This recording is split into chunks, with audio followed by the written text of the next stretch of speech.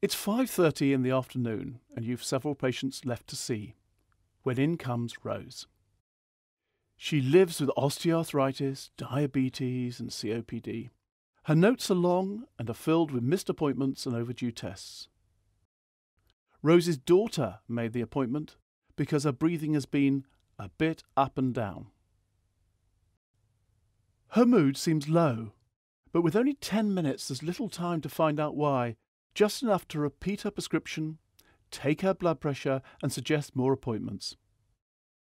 She probably won't make these, and there'll be many more consultations like this one as her conditions gradually worsen. Your heart sinks. But it doesn't have to be like this. Rose's life is complex. She's cared for by her daughter, but she also cares for her grandson with behavioural difficulties. Despite her multiple conditions, she is confused by medical jargon.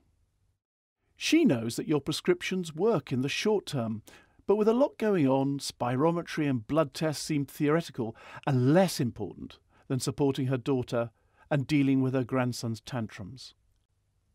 There's no medical fix for this. Rose needs support, specific to her and her situation. She needs a network around her. But with GPs already at capacity, who can take on this extra work? No one can ask you to care more or work harder than you do already.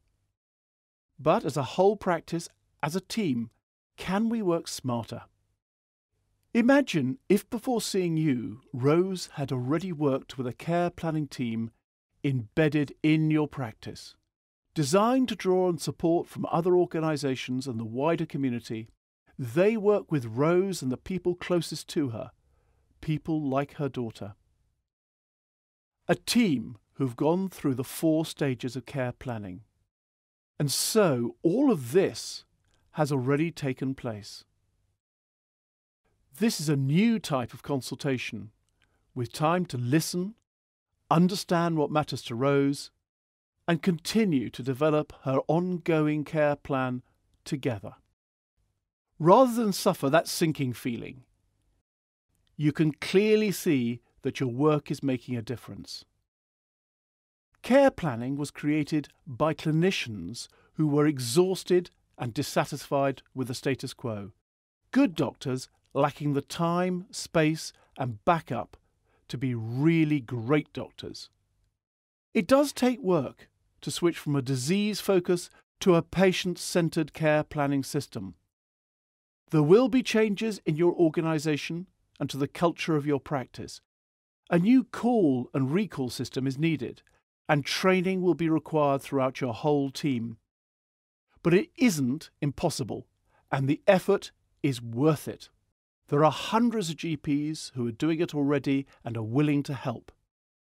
Every day we can see a world where we do things better. So get involved with collaborative care and support planning now and see the difference for yourself.